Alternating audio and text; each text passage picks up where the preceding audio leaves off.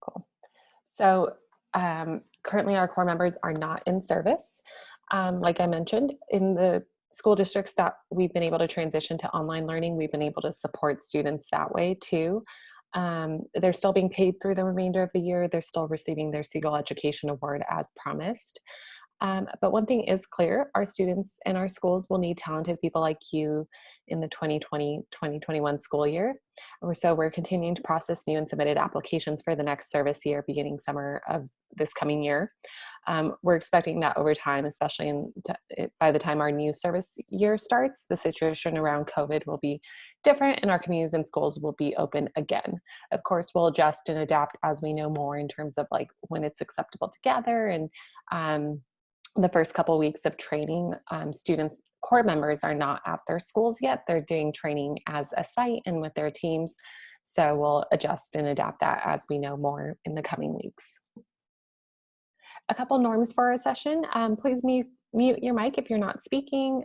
You feel free to use the chat function to answer any questions, and I'll definitely save some time at the end to answer questions. And feel free to have your video on. Definitely would love to see some more faces. And a couple objectives, just be able to learn about what the day-to-day experience of serving in City Year is like, from in-school service interactions with other core members to navigating a year of service on a personal level. So again, tying it back to how this might fit in with your future goals and aspirations too. A quick warm-up, if from what you know about City Year, can you drop in the chat 1 to 3 words that describe what you think a day of service is like? So I know I sent some context, maybe some of you have done some pre-work and checked out the website. So definitely just feel free to drop in a word or two on what you think a day of service is like as a City Year core member.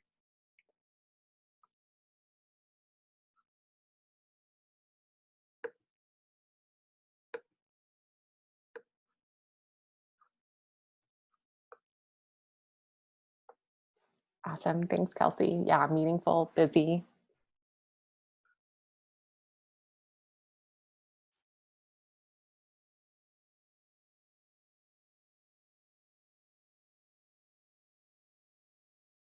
As we continue, feel free to keep adding those in the chat. Before I kick us off into the next section, I wanted to share a quick video. So let me just reshare my other screen.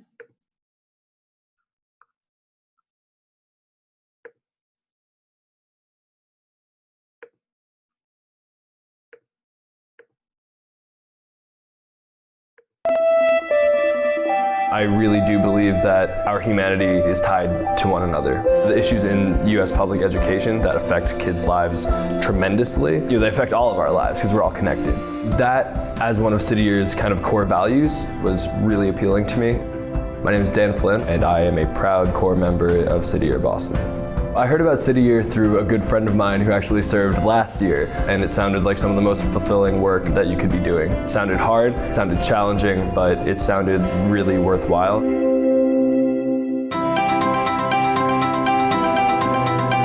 I have no idea what the day is going to bring. Each day is truly unique and has its own set of challenges. That's what gets me out of bed. What City Year does is we work with a whole school, whole child approach, which is this really holistic and organic approach to helping people succeed. But we're also aiding in transitions in the hallway, providing general oversight. Wherever there's hands needed, there's a City Year core member. My favorite thing about being in the classroom is my relationship with my students. It's cool to be doing the nitty-gritty work where you are helping teachers get one of the hardest jobs in America done. You're watching minds be formed, which is cool. It's really cool. One of the students I formed this really special relationship with is a 6th grader named Terrence. He's really bright and he has this great energy, but he has some issues going on outside of the classroom. Sometimes he gets a little confused, sometimes he has a harder time processing things, but when we work together, we can always get through it. Being an adult that he can have this relationship with, it kind of allows him to be in a safe space where he can confront his challenges and learn. I want him to have the same confidence in himself that I have in him, and I think he's gonna go places. I feel like his mentor, and that is a really fulfilling thing. I think anyone who's looking at City Year should be up for a challenge. because they're gonna get one. But I've never once been bored. I've been tired, haven't been bored. This is really hard and fulfilling work. It's one thing to be on a sports team, it's one thing to be in a student organization, it's another thing entirely to be helping kids change their lives in a classroom and to be working with a team of other dedicated individuals to accomplish this great, seemingly overwhelming, ambitious goal. I love what I do. I represent a belief in a cause. I represent a belief in the power of young people. It kind of shows you that you're part of something bigger than yourself.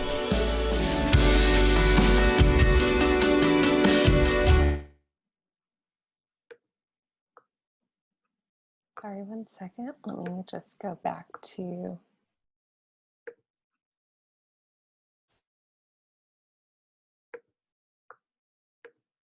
the presentation, and welcome if you're just joining us. We just finished up a quick video.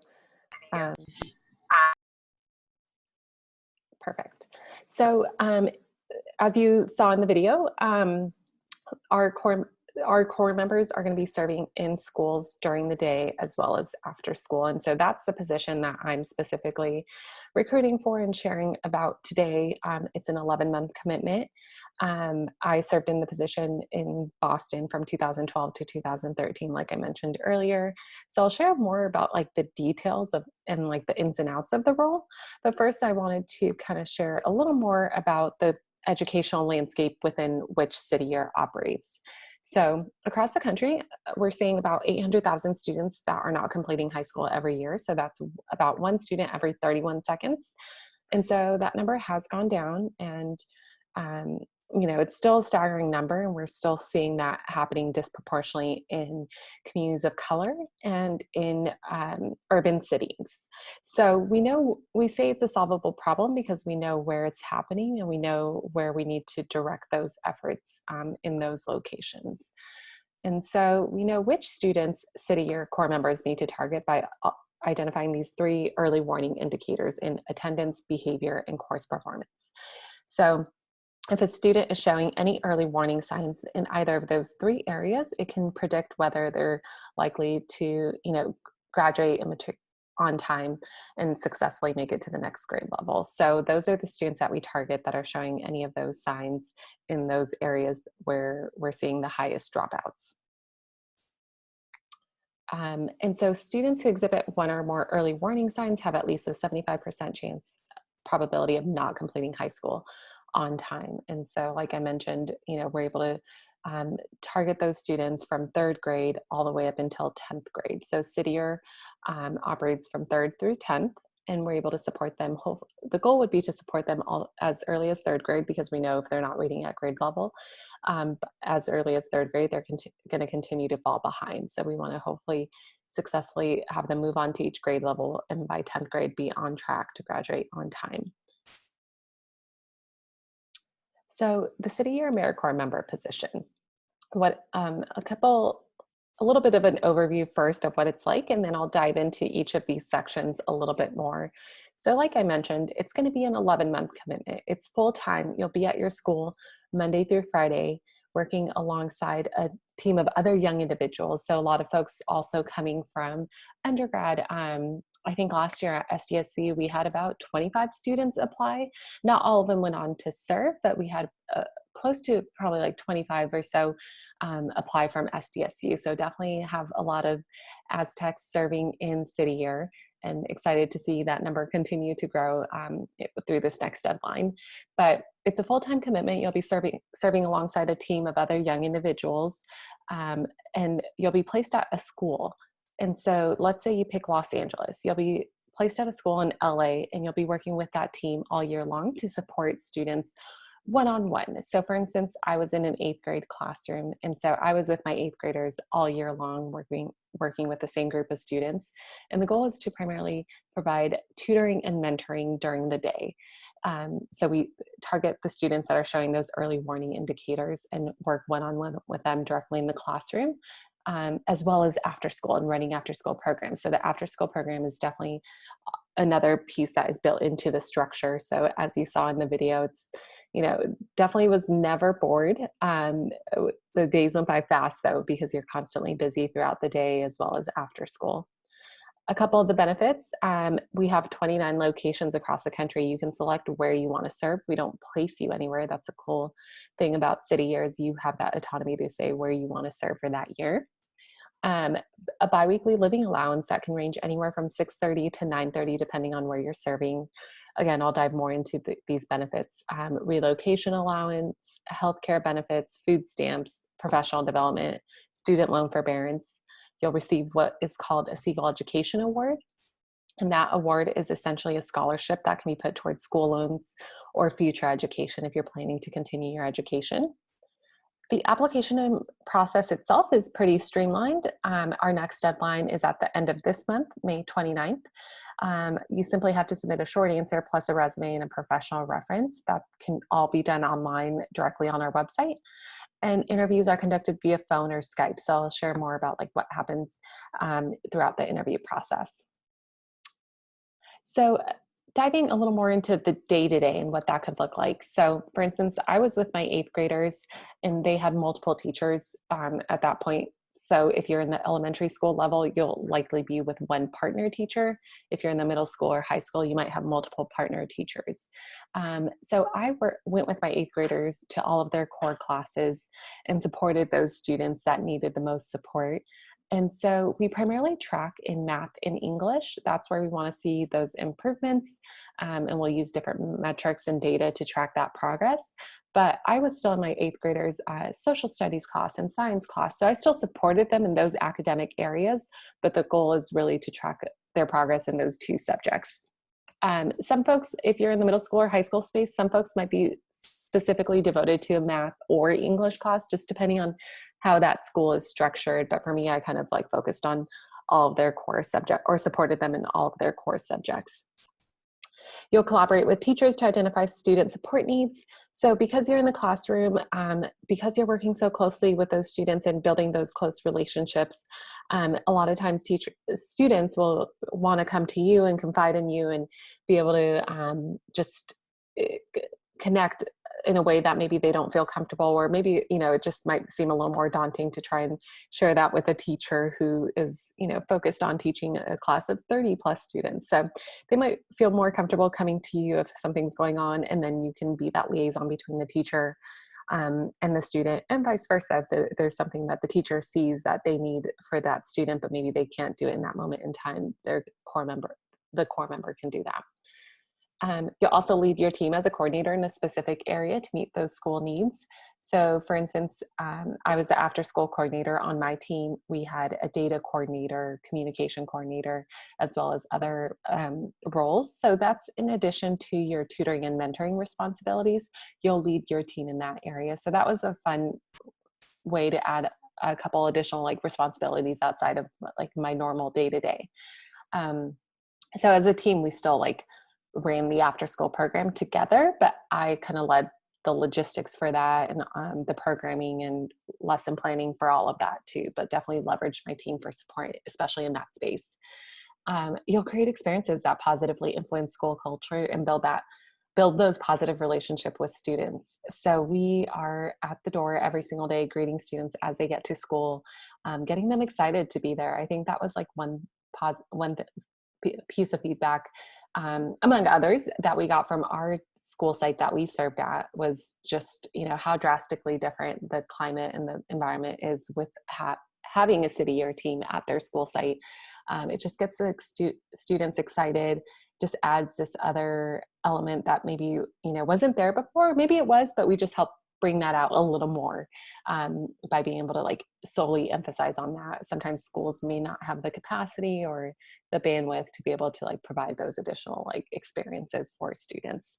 And so you'll build those relationships too, those positive relationships. Again, you'll be a mentor for the students that you work with.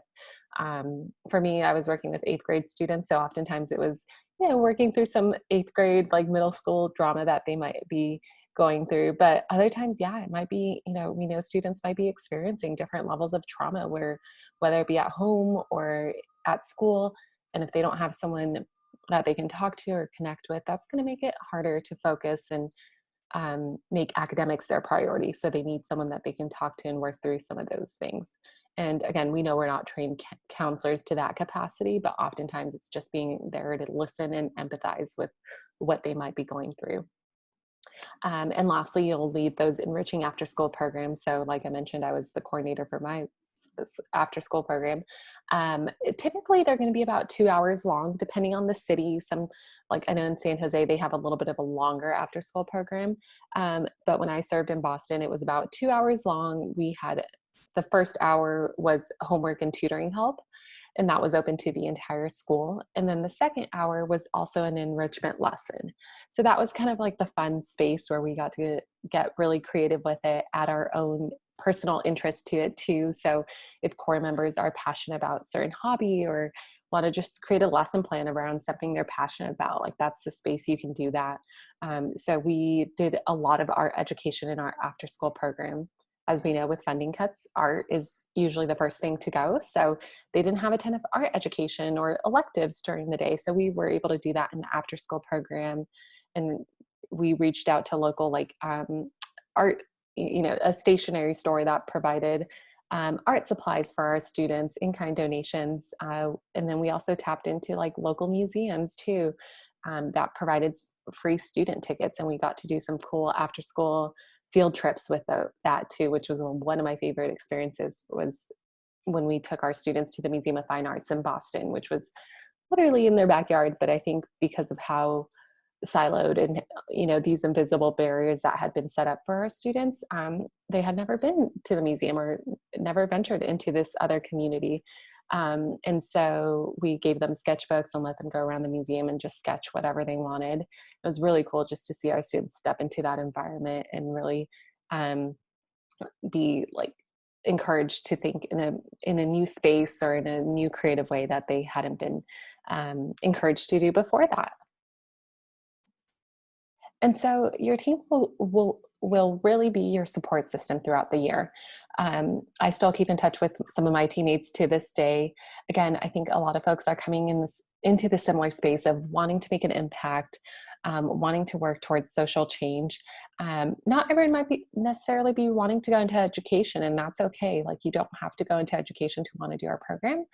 I think a lot of folks are wanting to grow as professionals and as leaders and use this gap year to really be thoughtful about where they go next and making themselves, a more well-rounded candidate going into grad school or whatever the next steps might be. So you really get to connect with one another.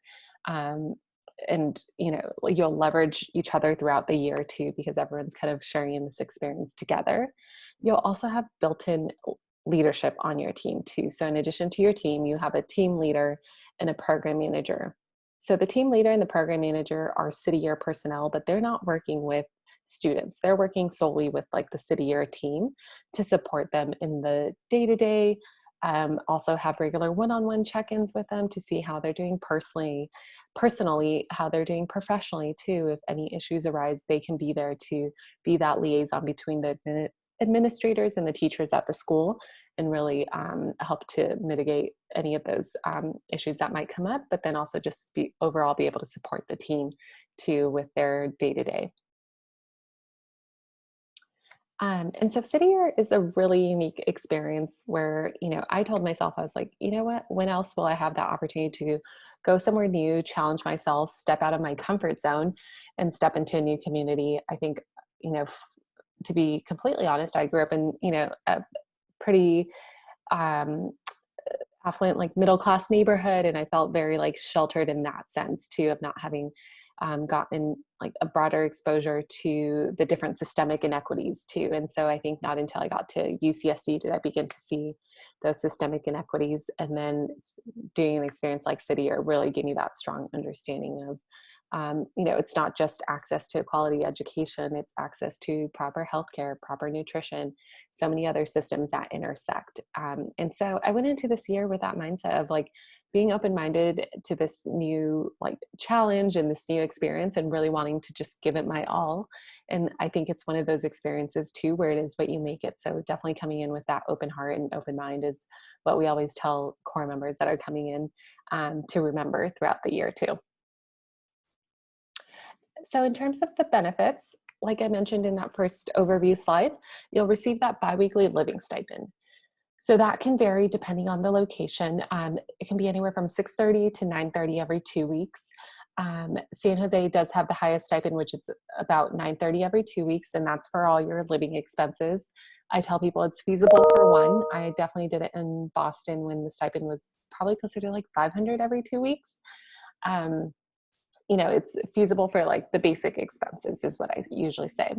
We provide a $500 relocation assistance if you're moving more than 50 miles. So a lot of folks that are moving from San Diego even to Los Angeles will qualify for that. The Siegel Education Award, that's that $6,000 scholarship that you'll receive upon the successful completion of your core year. So meaning you commit the 11 months and successfully complete those 11 months, you'll receive that in an AmeriCorps account. And so just a little more context if you haven't heard of AmeriCorps. So that's the national like service organization underneath like the federal government. So I like to think of it as like the national service umbrella. And then there's a bunch of different programs that fall underneath that. City Year is one of them. And I think it's one of the bigger ones too, but then there's other programs that fall under that, like FEMA Corps, public health related programs. Teach for America falls under that. So that's a cool benefit with a lot of those AmeriCorps programs is you get that $6,000 scholarship and that comes to you in that AmeriCorps account. And that's good to use for 7 years. So you don't have to use that right away if you're still wanting to maybe take some time before going back to grad school or just, before you disperse that. So that's yours to use. And you can receive that award up to 2 years. So some folks might stay a second year with City Year or might do another AmeriCorps program afterwards too, because you can receive that Siegel Ed Award up to 2 years. You'll also receive health insurance, time off. You have 12 days off to use throughout the year. We have an employee assistance program, access to counseling programs, counseling services, and then loan forbearance during your service year. So you can put any qualifying student loans on forbearance while you're serving.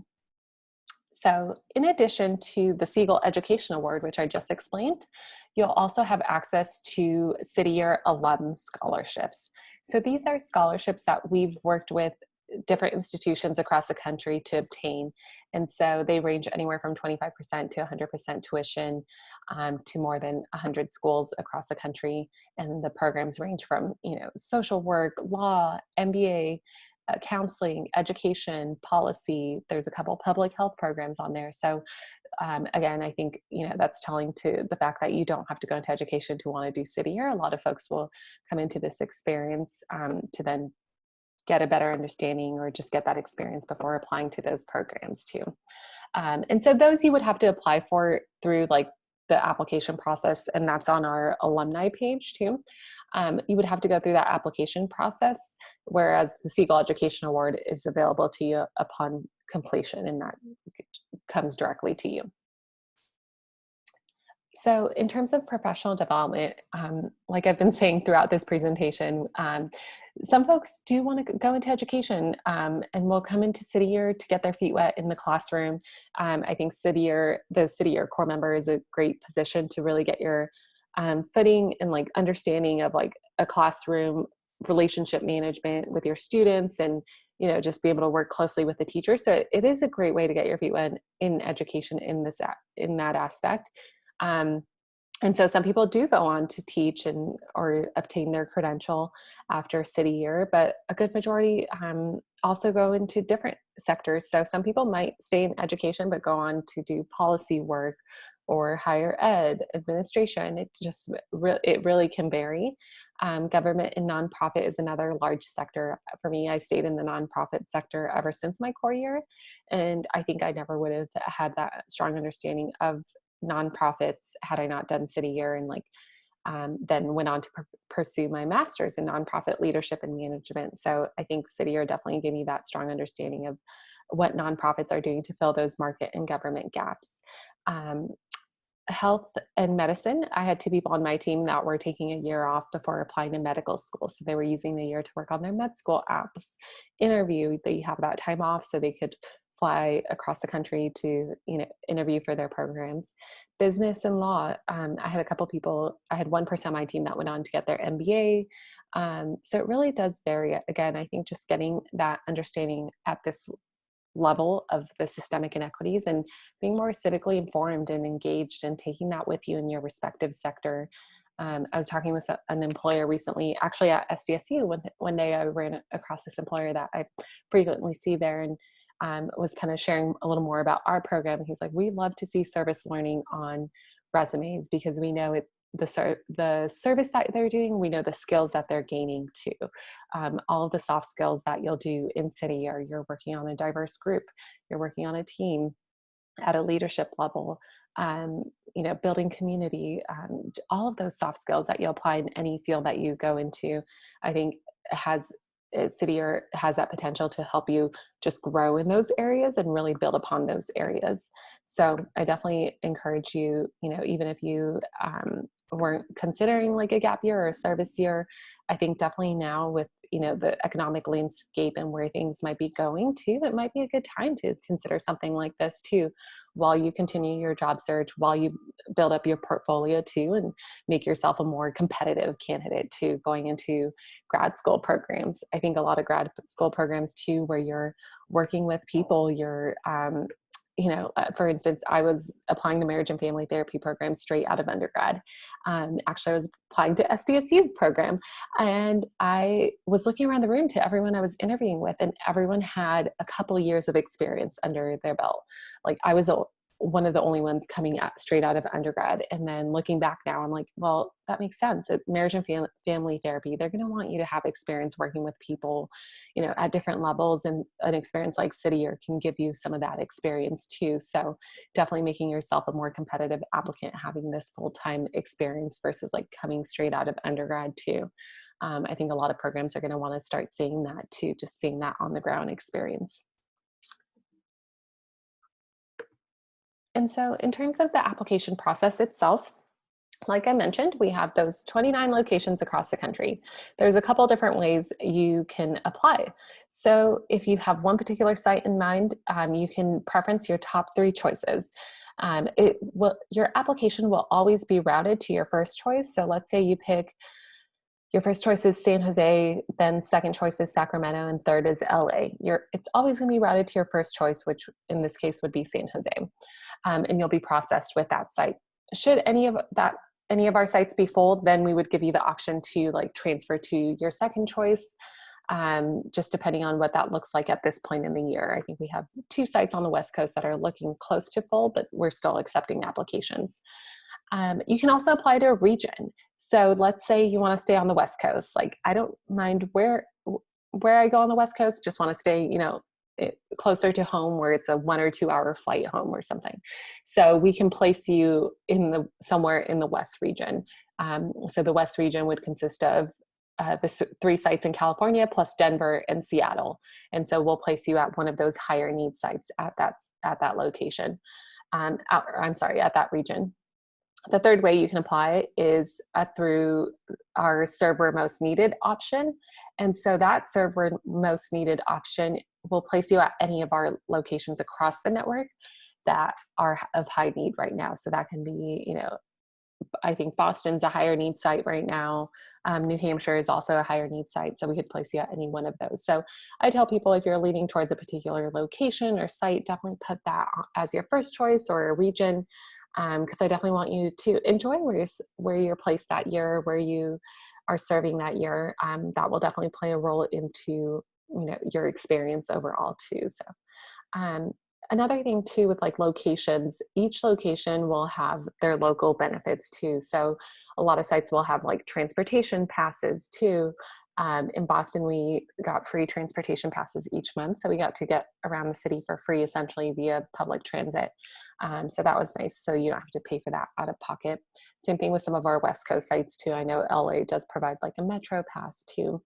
One additional thing too that I didn't touch on with like the benefits too, in the states that you're serving in, you're eligible for those state food benefits too. So in Boston, I utilized state food benefits, which was an additional like $200 a month. And so that helped to stretch out that stipend a little bit further every 2 weeks, having this additional like income for food specifically.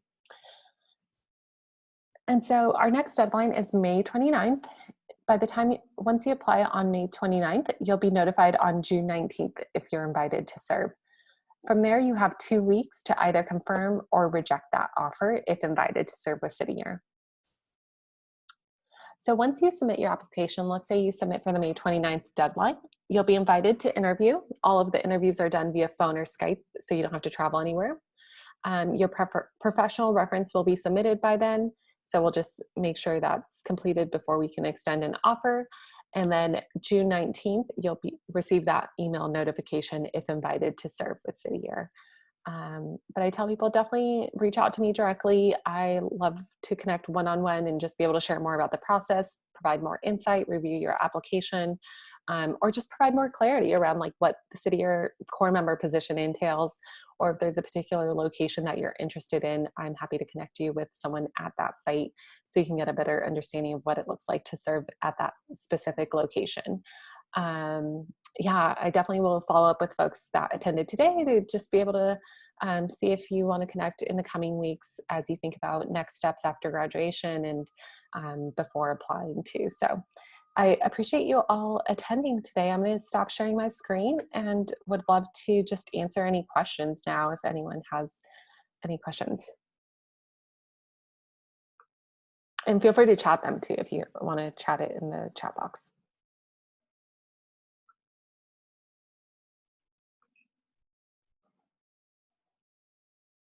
So you said something about support with not